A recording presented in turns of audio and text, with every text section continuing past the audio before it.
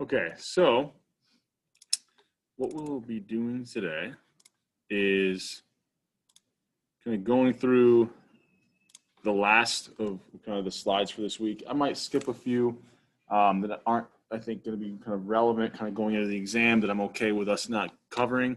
But then I have some questions at the end that are going to kind of be helpful as you're working through that homework assignment, but also questions to help us start thinking about questions that could be asked in the exam. I'm going to talk about this one paper to give us a little bit of an introduction to kind of using Google Scholar, and that's going to be the agenda. So I think what I'm going to do is go back here. We were talking about public goods and why potentially having a team kind of located in your city might be a good thing, right? It might boost the local economy. You might see an increase in the number of jobs. We said there's a lot of evidence that doesn't look like it's the case in these big cities, but maybe it's happening at like the minor league level. But you can also think about the same type of discussion revolves around kind of these special events. So not just having a team and having games being played, but are there some additional impacts from hosting the Super Bowl, hosting the World Cup, or the Olympics, right? I mean, there's a lot of cities, they put huge bids on, bids in to be able to have these different events located in their area. And so what are those potential benefits, right? Well, if we kind of look at some of the numbers that have been reported, you know, some of them claim that, you know, hosting the Super Bowl, like back, I forget how many years ago now, when Indy hosted the Super Bowl, that potentially brings in as much as $720 million. And kind of the average, right, that they find is sometimes around 300 million. Now, costs are high, right, but not insanely high. So maybe costs, you know, if we think we put them at like 10 million here, I think I left off the million here, but 10 million, then it is going to be highly profitable to be able to have one of these events in my city, right? However, you know, there's been some kind of studies done by other economists that show that even if we look over a wide span of years, the average impact is probably not something like 300 million, but probably closer to 30 million. Right? So what's kind of the discrepancy between these economist findings and kind of some general reports, or kind of by media sources, of being as high as 300 million? Well, one thing that the economists kind of factor in is what was the opportunity cost, right? This 300 million is how much revenue was brought in on the weekends that these events were hosted. But if these events weren't hosted, there would have been a lot of other things occurring in the city that may not be happening now because, you know, the hotels are full with people going to kind of the Super Bowl or the Olympics. Potentially some of the local businesses actually are hurt a little bit by this because, you know, the foot traffic they're getting isn't the type of consumer that they were before. Maybe people from the city are staying away from certain areas that are going to be busier. And so if you factor that in, what would have been made on a typical weekend, right, you find it's only about an additional 30 million brought in that weekend from hosting that event.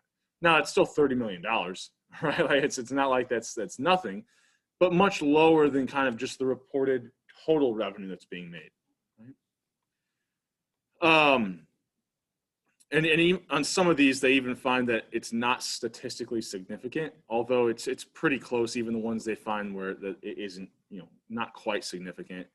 And so the kind of the discrepancy between those is really thinking about, it's not just about how much revenue is made, it's about how much additional revenue is made relative to like a weekend that, you know, how much would have been made if we hadn't had this event. Okay. You know, if we look at kind of cities of similar size, that's another really good comparison group. So one thing that they did was looked at cities of similar size, how much revenue they made on that same weekend, even though they weren't able to host kind of this Super Bowl here. So, you know, we can't just look at total revenue amounts. We have to think about what's the additional revenue earned relative to the revenue if we didn't host the event. Same kind of idea happens for the Olympics, but we have one other thing going on there. So at least with the Super Bowl, it kind of rotates, so these teams aren't bidding on whether or not they host it. With the Olympics, we have different cities bidding to be the town or be the city that this event is located in. Well, there's huge infrastructure costs of that, right? So for the Super Bowl, all these teams already have a stadium. Like the infrastructure costs are relatively low. For the Olympics, a lot of these cities have to build complexes.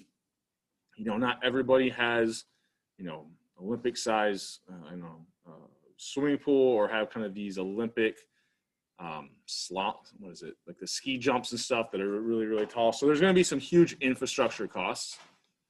So those same two economists did a similar study where they compared cities of similar size and kind of what their revenue was when they didn't host the Olympics relative to the city that did.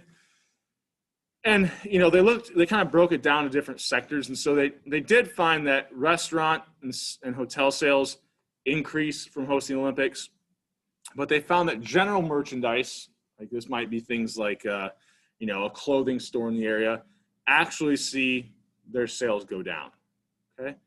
So even though restaurants and hotels see an increase, they find that this decrease from the general merchandise is actually twice as large as the gain. So potentially there's some actual losses that are occurring to the city. They also find that employment increases in the year of the Olympics. That kind of makes sense. You just need a lot more people to kind of help, you know, run this event. But that even as early as the year following the event, it goes down to there's no significant effect. Okay, so in the long run, there's no impact. Just this initial increase in the year in which you host it. So are there any ways that we could, if these revenue gains aren't huge to the city, and maybe there are some short-term employment gains and some additional tax revenue generated from hotels and restaurants, is there any way that, we can reduce costs and potentially boost revenue? So one of the theories or one of the proposed ideas here is that you select a small number of cities and then we rotate, right? It's more similar to the Super Bowl where teams aren't bidding on whether or not they host it. They just know it's going to be their turn every 4 or 5 years. That way you greatly reduce infrastructure costs, right? Because, in 4 or 5 years, you don't have to completely rebuild your Olympic facilities. You might have to spend a little bit of money to upkeep them, but that's going to be one way in which we can greatly reduce infrastructure costs. Also, if it's the same 4 or 5 cities, there's something, called kind of learning effects, which is that I can become more productive at something the more times I do it, or the more that I produce. Well, most of these cities, they get one Olympics and they don't get another one for another, however many decades, right? The learning that occurred, from how we run this event efficiently, how we reduce costs in running this event, all that by the time they get to host it again, all that kind of knowledge is lost, right? Or at least things have changed enough to where the old information isn't as applicable anymore. So having the same 4 or 5 cities, every 4 years I'm getting to run this event, I might be able to, after, the 3rd or 4th time, really nail down how to run this event efficiently, keep my costs low, and generate some additional revenue, okay? So that's kind of one proposal. I said the Olympic curse here because potentially there's some negative effects. And I'm not going to do, I think this was, okay, we'll do this one. So these teams are bidding to host the event, right? What's going to end up happening is what is this? What's the minus? Oh, so the Olympics knows that they have this really big moneymaker, or potentially that these cities think it's this big money-making event. And so these cities will make offers to give, to pay for a certain percent of kind of running when they do the Olympic event. And so who's going to bid the most, right? What city is going to offer the most money to the Olympic Committee for them to locate the Olympics in their city? Well, it kind of follows the invariance principle and the idea that the person who's going to bid the highest is the person that values it the most, right? Or at least in this context, the person that has estimated the value to be the most. So whatever city is the most optimistic, right? Where is it? This is the wrong slide. Sorry, where is it? I know I had a discussion. Here we go. Sorry. This is what I wanted to get at. So the city that values it the most is going to be the one that bids on it, right? Now the problem is, it's not that you're able to really perfectly capture how much your city's going to value, right? You're doing some type of an estimation. And if you're very optimistic about certain revenues that are going to be able to be made, then you're going to think you value it the most. But in reality, you may be making a mistake, right? You may be predicting that revenue is going to be too high. The problem is whoever predicts that their revenues are going to be highest, they're going to be the ones who are willing to pay the most to host the event, right? Because if their revenues are higher, they're going to be willing to pay slightly higher costs, right? So the problem is the city that wins the bid is the city who kind of thought they would value the most, and be willing to pay the highest cost. The problem is if those predicted revenues don't occur, well, now I've got these huge losses, right? So this is kind of the idea of the winner's curse, or that Olympic curse of hosting this event. That doesn't exist with the Super Bowl because the teams don't have to bid on it, right? Kind of this bidding is what creates this winner's curse. Okay? Now, I'm going to skip this. We're not going to talk about contingent valuation surveys. There you go. We're going to kind of skip this financing the stadiums all or nothing. I'll hold off on kind of doing that. We won't put that on the exam. We talked about raising taxes, subsidies last class, so we skipped all this. We talked about who we should tax. We talked about kind of the difference between vertical and horizontal equity. And one thing I didn't go over is an additional way that these cities can raise some money to afford these proposed subsidizations that they're promising these teams if they locate in their city. Right?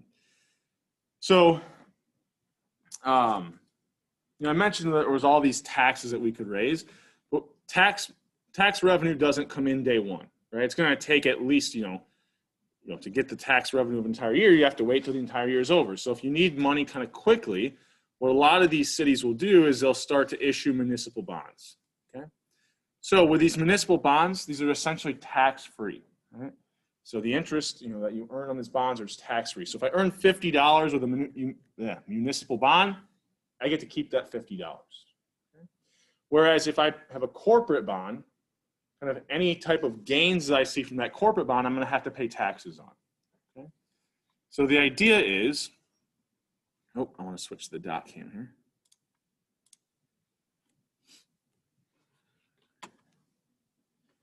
I need to autofocus this based off what it looks like.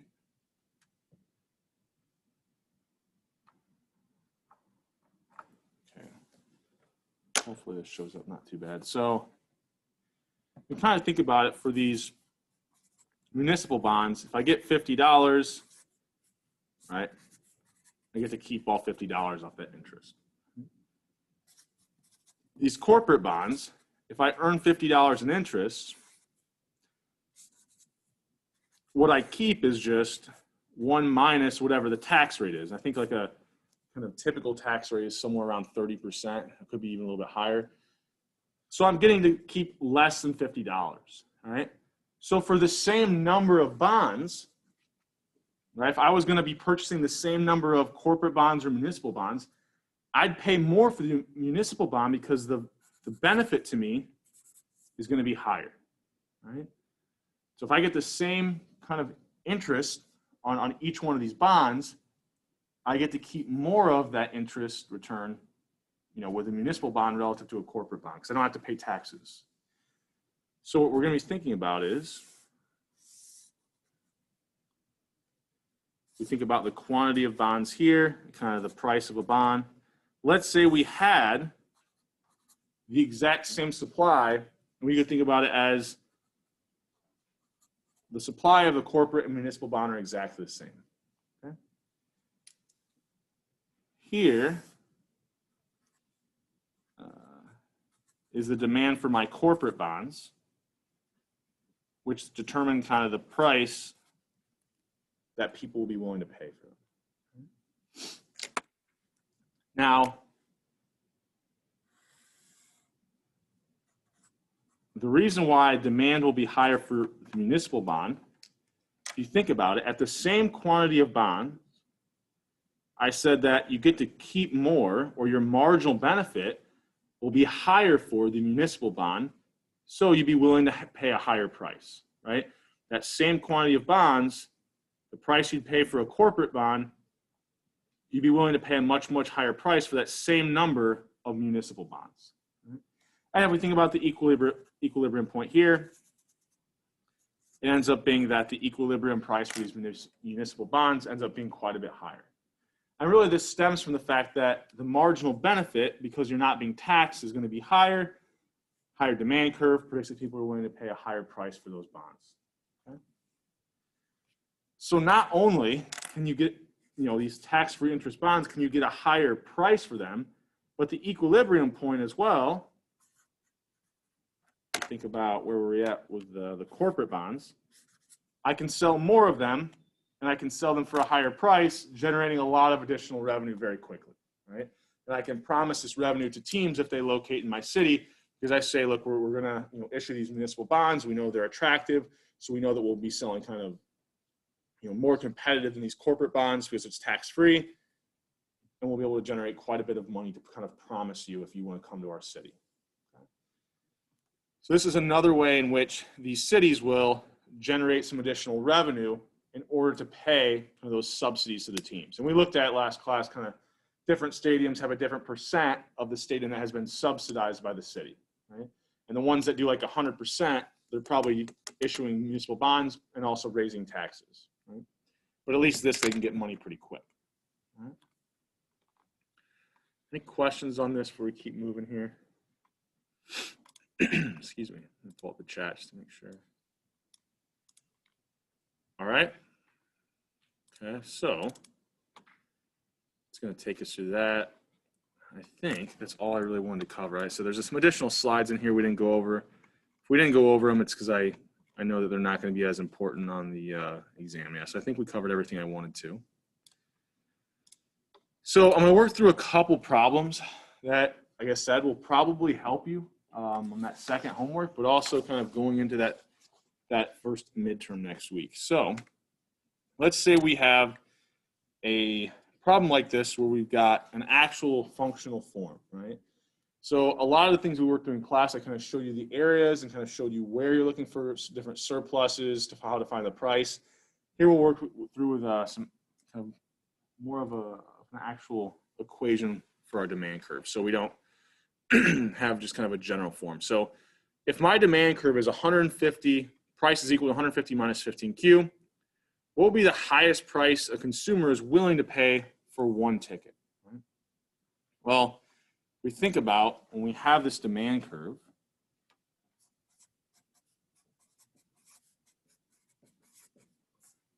what this is really telling us is our marginal benefit, right? That demand curve,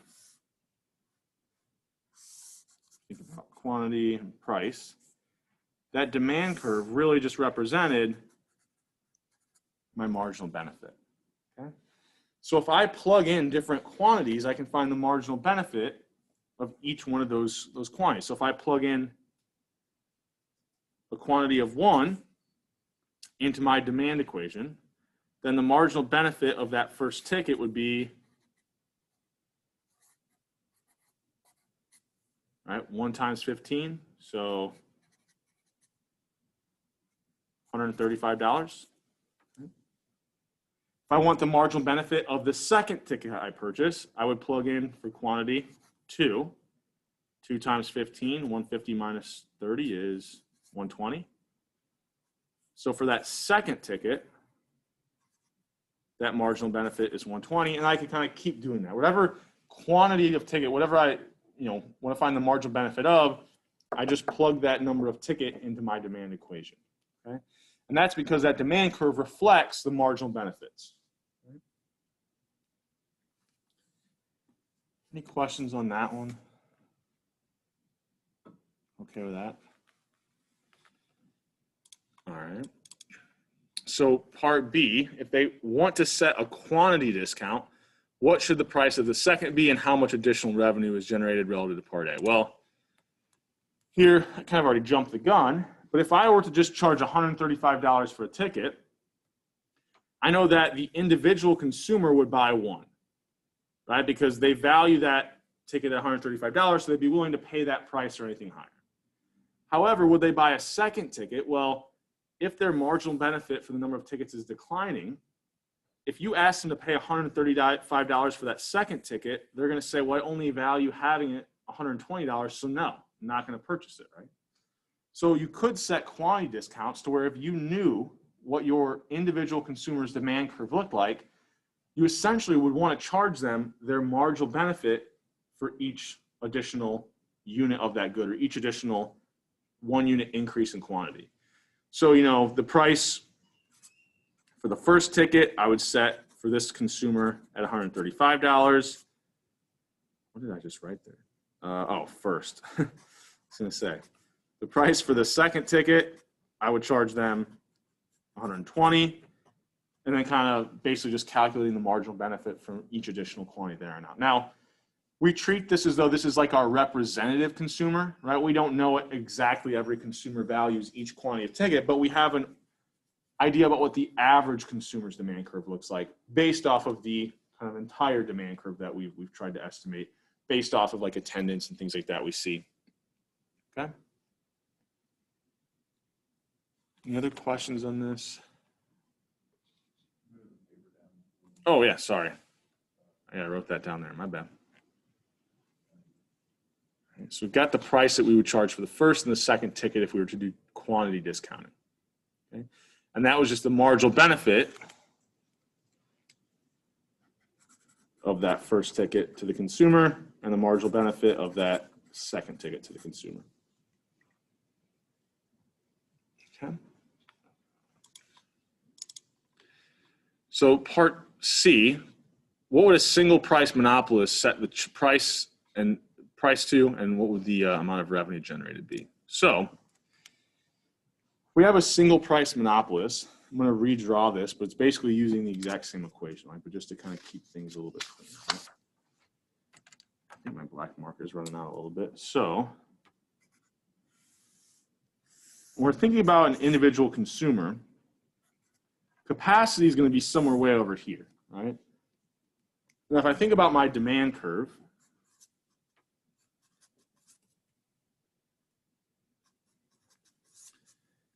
it's going to start at 150. And at what point is it going to hit zero, right? At what point is price equal to zero? What quantity is that? Well, if I just plug a zero in here, then it's just a little bit of algebra to where I solve for Q.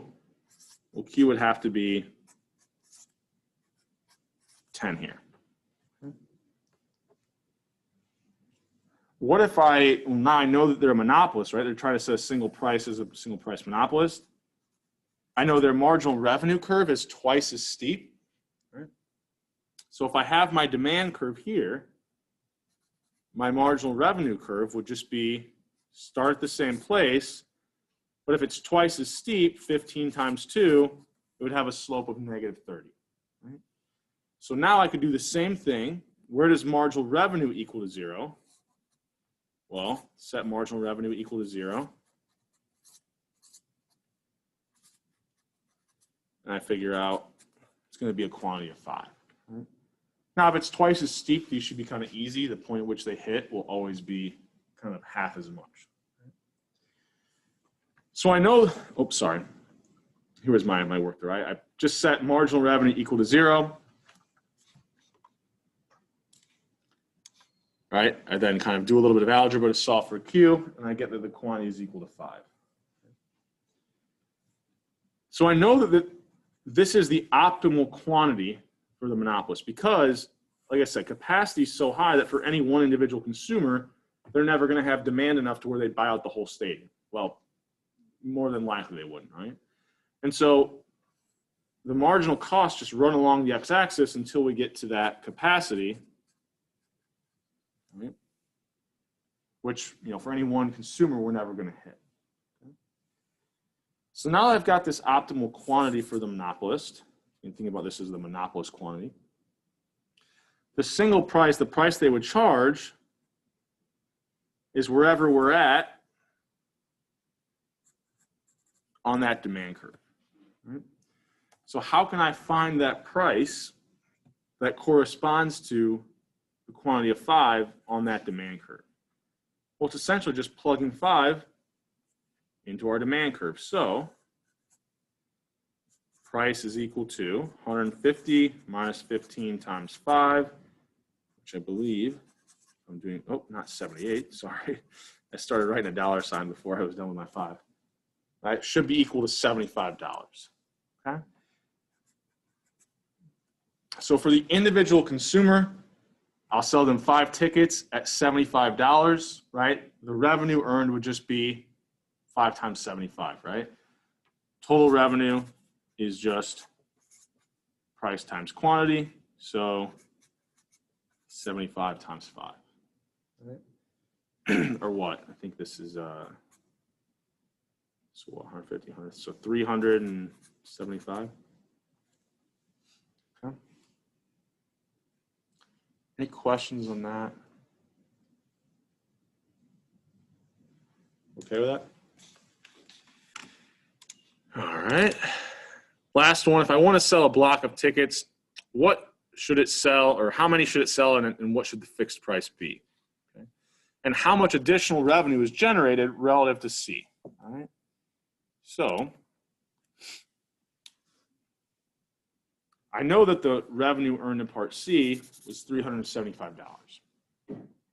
If I'm trying to sell an optimal block of tickets, this one's a little bit different than your homework because I give you the quantity in the homework. But here, if I looked at this consumer and I said, how can I extract as much surplus from them as possible? Well, think about it. If I was able to charge that consumer after they pay a fixed fee, this is kind of like the idea of season tickets, the marginal cost to them is essentially zero to attend the game. The price is zero. Right? So the consumer surplus would be the difference between the demand curve, or what their marginal benefit, and the additional cost of every ticket. Well, for them, once they buy this block, the additional cost is zero. There's no marginal cost. It's just this one fixed cost. So if I could charge them a fixed fee that was exactly equal to this entire area of surplus, they'd be willing to pay up to that amount. So wherever that demand curve hits the x-axis, that should be my optimal quantity of tickets. So for Part D here, we'll want to try to sell them a block of 10 tickets. And we know that how much that would benefit the consumer is essentially this entire triangle here. So it goes from 0 to 150. So 150 times from 0 to 10. Multiply by 1/2 because it's a triangle. Right, so we get what? $750 here. Right. So if I could, I'd sell them 10 tickets at a fixed fee of $750, which means my total revenue there is just $750, right? That was the one-time fixed fee I charged, okay? So here's that one-time fixed fee. After that, they pay $0 to attend each, or use each one of those 10 tickets. Relative to Part C, I earned an additional, what? $375, right? I basically doubled my revenues. So this is why teams like things like season tickets, because you can extract a lot more surplus. Any questions on that one? Okay with that? All right. So that should be every question that we had here. It's kind of a good review and kind of a thinking about how we find some of these monopoly prices and monopoly quantities, and thinking about how much surplus is being extracted. So I'll then set up another game theory one, since we haven't seen a lot of this. And this one's a little bit more complex. Right? So suppose we see two college football teams and they're deciding how much to spend on recruiting, right? So we'll just call this Team A and Team B to make it easy. We could, give these two names. Maybe this is Alabama and Auburn. I don't know. So if both teams spend $1 million on their recruiting, then Team A will receive an additional $5 million in revenue, right? So if they both spend the same amount on recruiting, this low amount, Team A, maybe they have like a better reputation for whatever reason, they're able to attract kind of more high quality players and earn this additional revenue, right? But Team B still earns some additional revenue as well. It's just not quite as much, right? 2.5 versus 5 million. So if they both recruit the same amount, this $1 million, here's their revenues, right? It then goes through the other scenarios, right? So we're going to have, if both teams spend a little bit more money, instead of 1 million, they spend 3 million. Team A receives 7, Team B receives 4.5. If Team A spends $1 million, Team B, right? We have these different combinations. So I'm going to start writing out this example, kind of using a normal form game. So we've got two teams here. So team, I said this was dying on me earlier, and I still try to use it. So we've got team A, and they can spend an additional $1 million or $3 million on recruiting. We then have team B, and they can spend those same amounts as well. If you wanted to, you could think about this as like a high and low amount of spent on recruiting. Okay. If they both spent $1 million, we were told that team A earns $5 million, team B earns $2.5 million. So if I just simply write in those revenues, it's going to lead me to make the wrong decision, right? So I'm not going to write this out incorrectly initially. I'm going to show you how we should do it. And then I think afterwards, I'll show you if we didn't factor it in, we would have come up with a different decision. So here, I said that team A gets $5 million, right?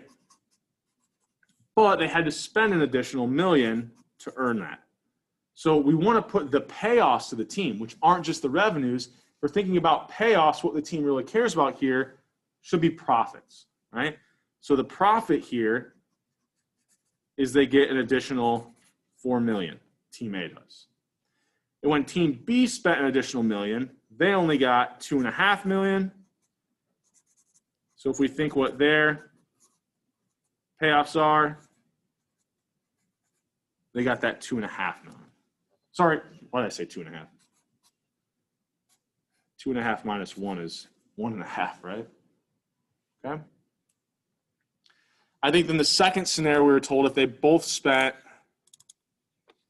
$3 million, team A gets 7, team B gets 4.5. Okay. So once again, team A will get 7 million, but they had to spend an additional 3.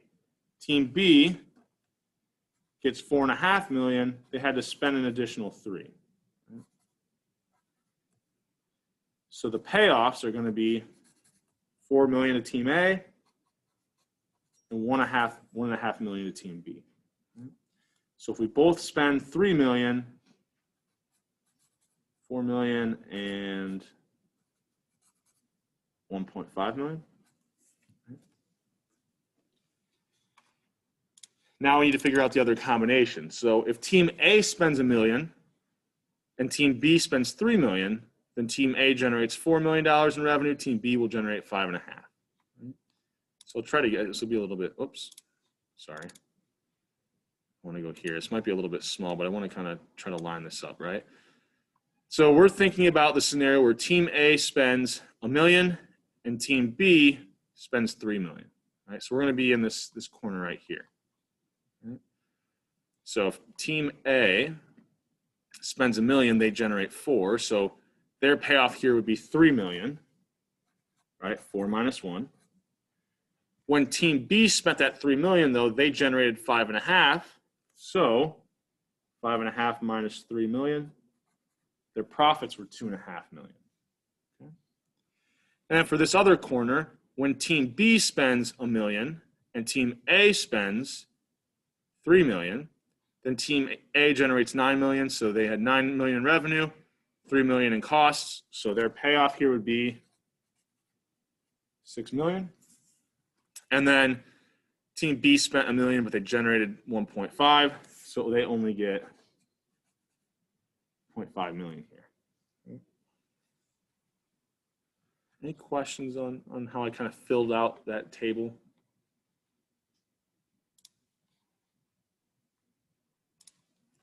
Okay with this? So the key here was thinking about profits. All right? So now we're going to go through and try to solve this normal form game. All right? So for team A, if team B decides to spend $1 million, what is it best for team A to do? Well, if they spend $1 million as well on recruiting, they'll get a $4 million additional profit. If they spend a little bit more, they spend $3 million, they'll get $6 million in profit. Not in additional revenues, in profit, right?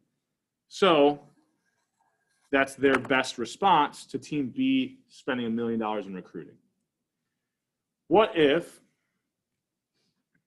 well, here I've got markers I can. What if team B spends $3 million? then what should team A do? Well, if they spend $1 million, they're only going to get $3 million in profit. If they also spend $3 million, they'll get $4 million in profit. Now, what is team B's optimal decision? Well, let's assume team A is spending $1 million. What should team B do? Well, 2.5 is greater than 1.5, so they'll spend the additional money on recruiting. What if team A is spending more, that $3 million? Well, then team B looks at this and they say, we'll also spend $3 million in order to have kind of higher profits. So then look at this. These red circles essentially indicate when one team is best responding to the other team's action. Anytime we're both best responding to each other's best response, that's our Nash equilibrium, right?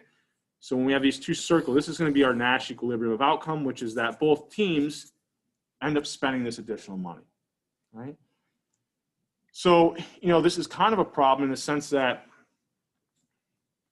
there's no other scenario where these two teams could necessarily be better off, right?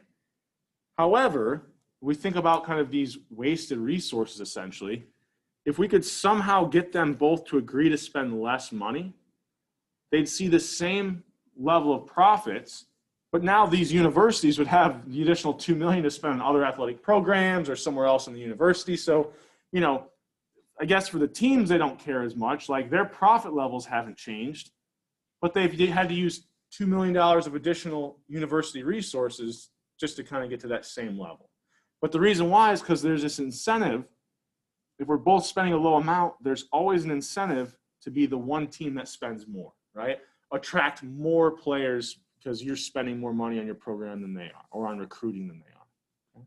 So this is kind of the same idea that we talk about with like arms races, like kind of building up nuclear reserve or nuclear weapons, or kind of way back in the day, right? Increasing the number of kind of guns or kind of different types of weapons that you would own. That's that same idea, right? We're in a spending arms race, right? We're just going to there's always incentive to be the one that spends a little bit more on recruiting. So even if we don't change our profits, we're just kind of wasting these resources, especially for university teams that could be used elsewhere. Okay? Any questions kind of on anything about these game theory examples? Okay with those? All right, so yeah, we haven't done anything too crazy with them. So the last one I kind of want to go through is starting to think a little bit more about these salary caps and salary minimums. So let's say we have a league where we've got two types of teams, small and large market teams. We know that the large market teams' optimal targeted wins are 55 and small market teams are 35, right? So to pick this scenario using graphs, well, one thing I didn't tell you here, which I probably have to add an additional assumption here. Hold on, let me make sure I didn't change something here. Oh, here it is. No, I did tell you. Both teams are profit maximizing. I was going to say, this doesn't make any sense, right? So if both teams are profit maximizing, and we're told the number of wins they're kind of targeting, or their optimal number of wins, we can start to draw this out. So we've got small and large. Oh, that glare. I don't like that. So we've got, thinking about wins here. Anytime we're looking at the number of wins, we can kind of keep marginal cost constant just to simplify these models. So here we've got demand for the small, marginal revenue for the small market team. And I don't know, we'll say that the large market teams are up here, right? Both teams are profit maximizing, so the points at which marginal revenue is equal to marginal cost will be where the optimal wins are. Right? For the small market team, I think was it 35 and 55? Yep, 35 and 55. So 35 wins, and for the large market team, they were kind of targeting 55. So that's kind of the setup we have. And then we're asked about whether or not, and I'll switch back here in a second, how can I impose salary minimums, expenditure minimums, and maximums, right? So when I talk about binding or effective salary caps or salary kind of expenditure minimums, if I were to put a salary cap up here, right? So the way we wanted to think about this is, and here keeping marginal cost constant, it's easier to think about. So let's say I put a number to my marginal costs, right? Let's say, you know, this kind of represents 20. We can think about at this number of wins, right? If the cost of each win is 20, and I know this doesn't make a whole lot, right? $20, we could do 20 million or something crazy. But really, I could equate this number of wins to the expense that it would take me, and assuming that primarily wins comes from salary expenditures, you can imagine that 55 wins would equate to something like, you know, 20 times 85, right? The marginal cost of a win times each win. If the largest kind of percent of my costs in terms of whether or not I win is coming from the amount of money I'm spending on my players, that's not a stretch, right? Coaches matter, you know, trainers matter, but when we're talking about the proportion of my costs, the largest proportion, you know, well above probably 90% is coming from my players, right? So I could equate this number of wins to some dollar amount, right? I could then say, all right, I'm going to set a salary cap so you can't spend past that point. Well, if I set the salary cap up here, what has this done?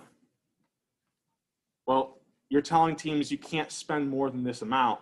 They say, I'm not, right? This isn't going to change anything. It's not effective. So in order for this salary cap to be effective, we'd have to set it at a dollar amount, right? Such that that salary cap level is less than what that team's currently spending. And that's hard to like really put a good number on, right?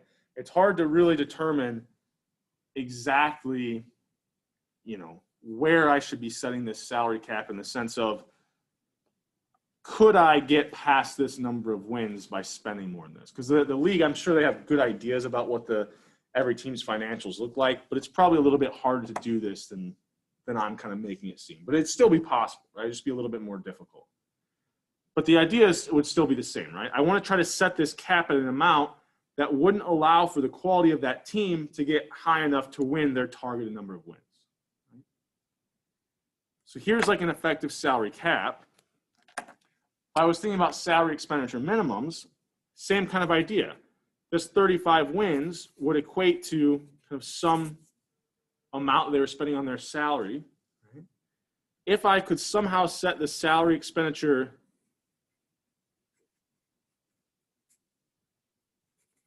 minimum, right, I'd want to set it somewhere above that point for the small market teams. Okay. Any questions on that?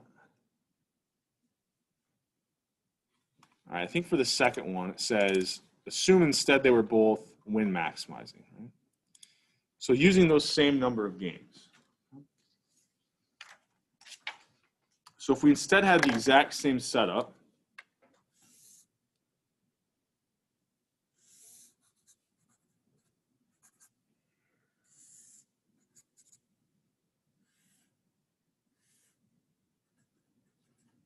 take me a second to draw this back out.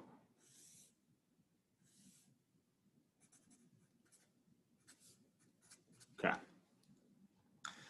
For the win maximizing point, that's going to be where the demand curve hits the marginal cost curve. So for my small market teams, I had 35 games, and for the large market, maybe that if they were win maximizing now, they had that 55. Well, here, can we still set salary cap maximums? Well, sure. I could set it something like right here. That would force the team to spend a little bit less money, right? What about salary expenditure minimums? What happens if I set, so here we've got a salary minimum, a salary maximum, right? What's going to be the problem with this salary minimum?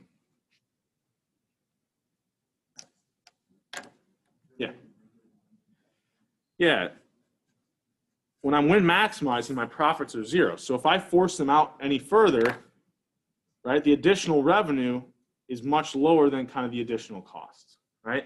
And so it's going to lead me to negative profits, and that team won't be able to exist in the long run.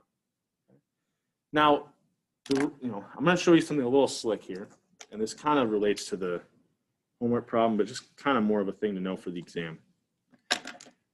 So let's say, and the whole point of these, by the way, I kind of skipped over that, but the whole point of these is if I can bring those wins to these new points, right, I've closed that quality gap, right? I've improved competitive balance.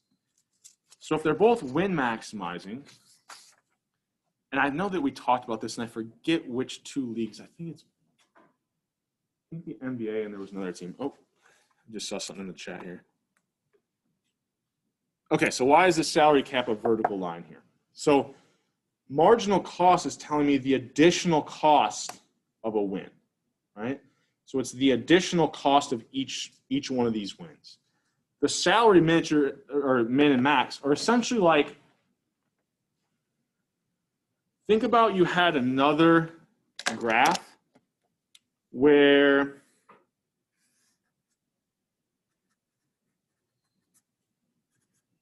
you had the amount of money a team was spending on their player salaries and the number of wins. Well, you'd expect as I spend more money, I can increase the number of wins. Right? If I spend more money on my players, if I'm doing it in an optimal way, right, getting the best talent first, I could increase the number of wins.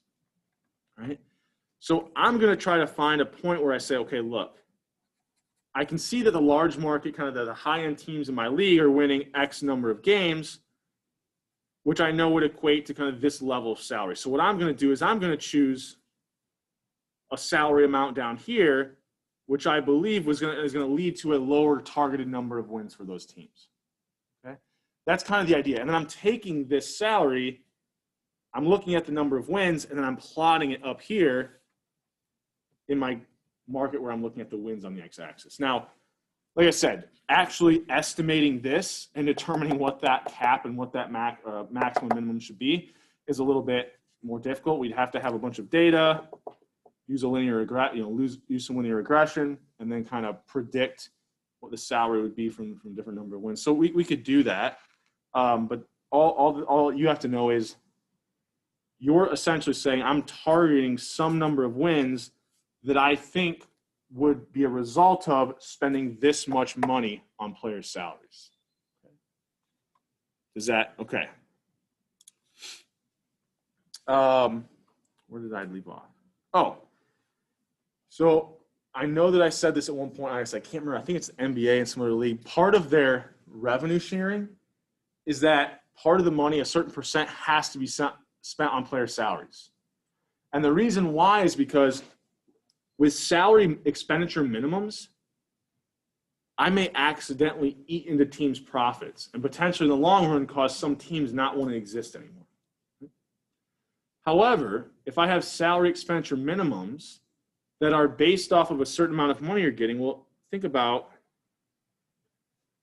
here. If I have revenue sharing, this team also faces this average total revenue curve. So what they could do is if I set this salary minimum, well, I know now with revenue sharing, right, they would be targeting if they're maximizing an even higher amount, but now where profits are equal to 0 is way out at this point. So now I can enforce, if I think about with the combination of salary expenditure minimums and revenue sharing, it almost makes it so that if they're win maximizing, I don't have to worry about kind of forcing them past this point where profits are equal to 0.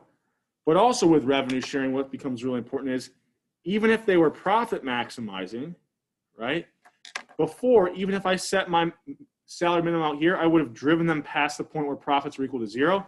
But now with this additional revenue sharing, I can push them out to a further point, right, and still have them operating where profits are actually positive in the way that I drew it here. So the kind of combination of those two things makes it possible to get smaller market teams to target a slightly higher number of wins and bring that gap in wins kind of even closer. Okay.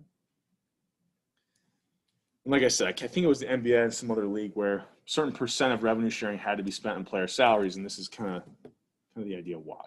Okay. Any questions over anything in this model or anything that could kind of change? Look at the chat here. Okay. All right.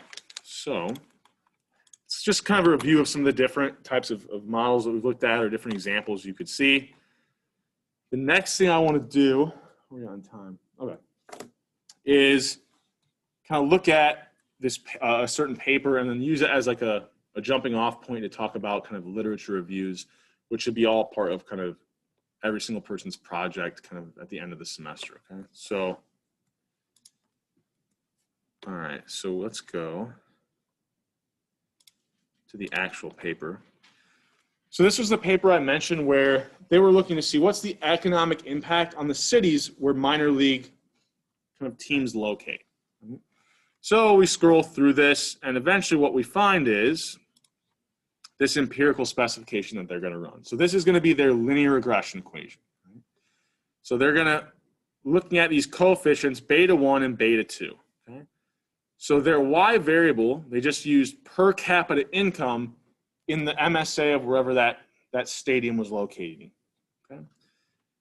They then looked at, it's a, when we see anything mentioned as a vector, it's basically a bunch of like local kind of market parameters. So this is a lot of measures of what the economic conditions were in that area at the time. Right? We then kind of have these other control, or sorry, wait, vector of, oh, so no, that was X, my bad. X was those local market variables. And then Z is going to be whether or not there was a stadium in the area, kind of what the franchise was, what team was it associated with. They then have kind of these fixed effects for, what, the different MSA areas are basically the different cities. They have time fixed effects, so they have indicators for whether or not it was 2000, 1 or 0, 1 if it was, 0 if not. They have an indicator if it was 2001, 1 if it was, 0 if not. And they kind of, we have this error term that's always a part of a linear regression. We just don't ever get kind of an estimate. Right? So they run this regression. Let me see. I want to be able to zoom in here. Let me zoom in. There we go. Okay. So the y variable here was per capita income. Okay. So one of the controls they put in, which this always is a good idea to do, is the lagged per capita income. So they were saying, look, what was per capita income last year? That's going to be a really good predictor of what per capita income is in that city this year. Right? So notice that is kind of always significant, at least 1 star in each of these different regressions they run. They then have all these different controls. So the percent change in population, the rate of unemployment, kind of what the stadium's capacity was. And then they start to look at these things, which are kind of the number of NFL franchises in the city, the number of NBA franchises, et cetera, and then the number of AAA, AA, single A, minor league baseball. Oh, I cut this off because I zoomed it. So let's go back. Oh, okay. And I cut off part of this table, but the reason why they have different regressions here is in some models they included certain kind of measure, like variables, and other ones they didn't, right? So like here where these are missing, they decided to first just run this baseline without including any indicators for whether or not, or kind of the number of AAA franchises that were in that city. So then they added them in and said, well, look, if I have an additional AAA franchise in my city, I would predict that that increases the per capita income by, what, $65, right? It isn't much, but right? Any movement in the mean means that there might be one group that has a kind of significant increase, even though there are a lot of people that might not see any.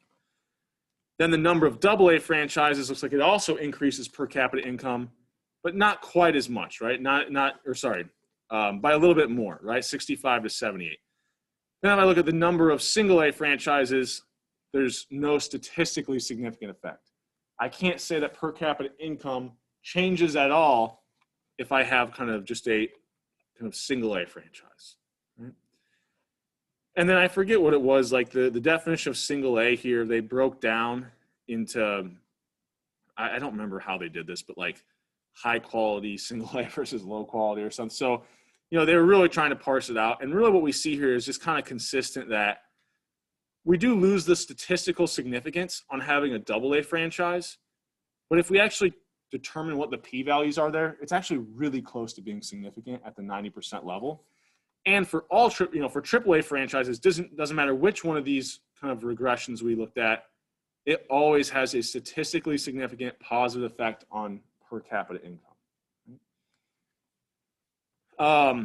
And here they do the number of AAA franchises. It's kind of silly because like there's very few that have more than one. So you could have just included like an indicator for whether or not they had a team.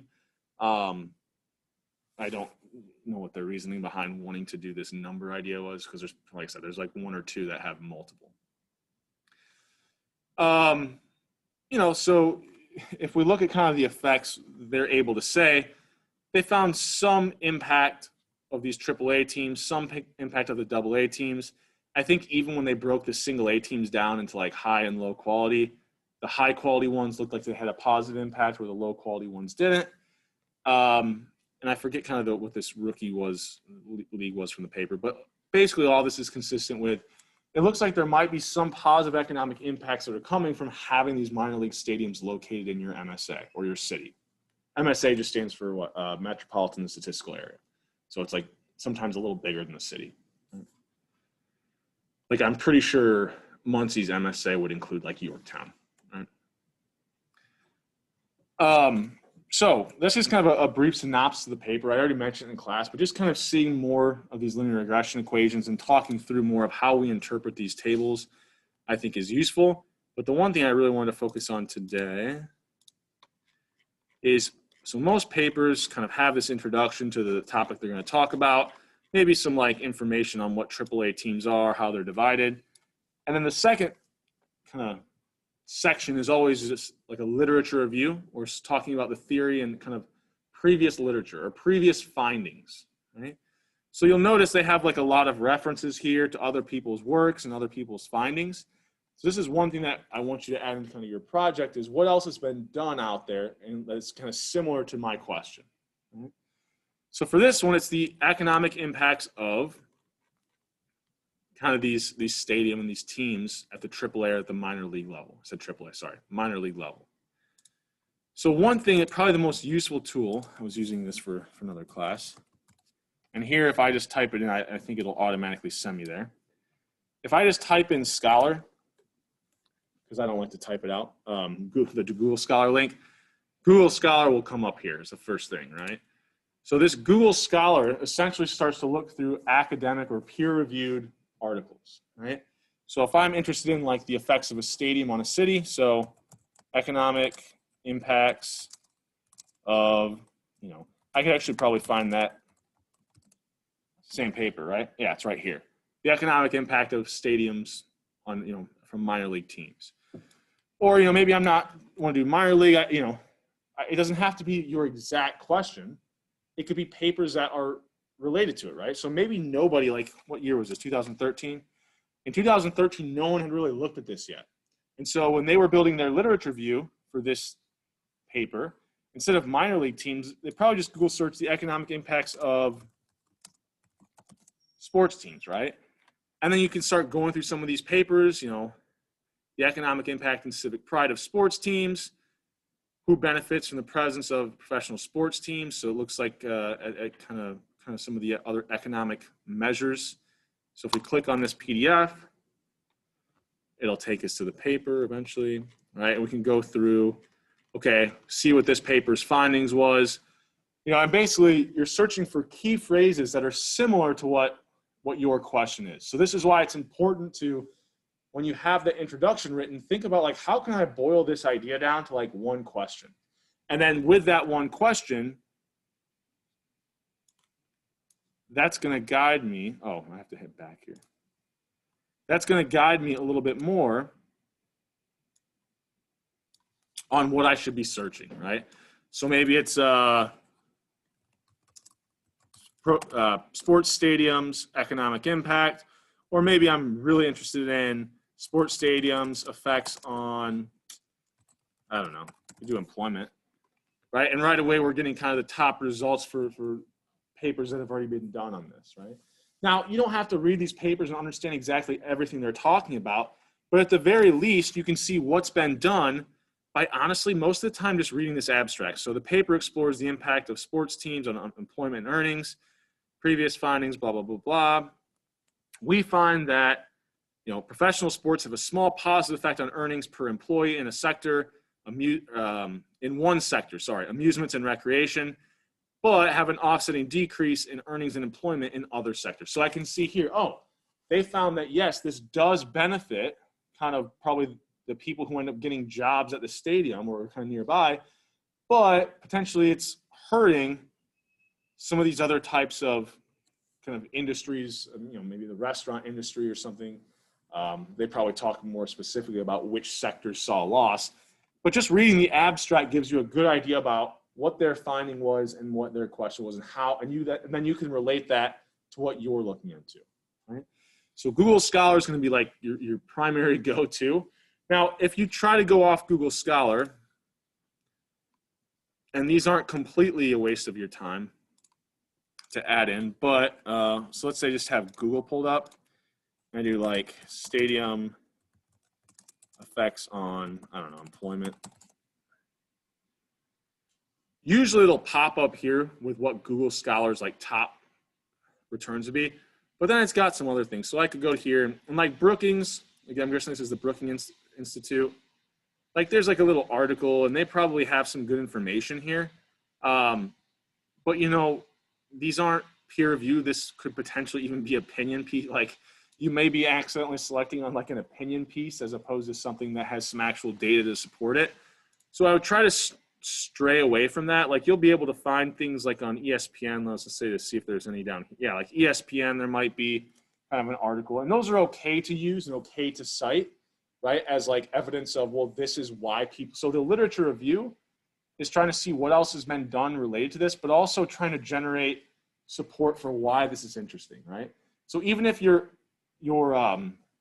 reference is coming from like ESPN, because they're citing some of like the most recent amounts, spent on hosting the Super Bowl or something like that, that's okay to use that as a reference. But, we want to be careful, that we're really using it because it's highlighting the importance of this question to the general public, right? And then to kind of look at studies or findings that relate to ours or kind of our question, that's where you're going to want to rely more on Google Scholar, okay?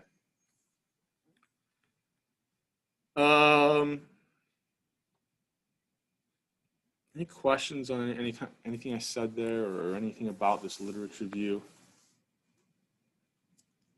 And there's no set number of papers you have to go out and find. For the project, I'd like to see you at least get 2. I think that's a pretty low threshold. But it's also, you want to know what else has been done so that when you're talking about your findings, for example, I've written a paper before where it's like, I know that my approach has some benefits, but it also like has some pros and it has some cons. So I need to relate it to other studies where like, yeah, they were able to rule something out because they had this additional variable in their data set that I don't have in mine. But I can say something they can't because I have, the additional, couple years of data they didn't have, and these years included an important policy that was related to, whatever question I was interested in. So you want to be able to kind of compare to those previous findings to like highlight your strengths, but also to like admit to kind of your own research's weaknesses, right? Or your own findings weaknesses. I mean, there are perfect econometric approaches, but most of them have pros and cons, and it's really kind of sorting out, do the pros outweigh the cons, and a larger discussion when we're looking across multiple papers about what do the findings overall tell us, right? So it's okay to, no one's data approach is going to be perfect in this class based off of the techniques we've talked about. So you will want to be able to acknowledge like the faults or kind of the shortcomings of your data set or your own kind of findings. Okay. Any questions for me about anything coming up? I think I mentioned last class, we'll have that exam at the end of the week next week. So we'll start working through, if you look up on Canvas, I'll start working through these problems on Tuesday, right? Now I've got an answer key up there that's pretty detailed and it's got a lot of graphs and stuff in there. But I'll kind of work through the ones that if anyone has specific questions on, I'll start with those. And then from there, I'll just kind of pick the ones I think are most important. Like I said, even though it's open Wednesday through Friday, I'll kind of be meeting here Thursday at our typical class time, basically as like an open-ended office hours for you guys to ask me questions about those review problems or anything else that kind of as you're reviewing the material that you might have a question on. Okay. No questions?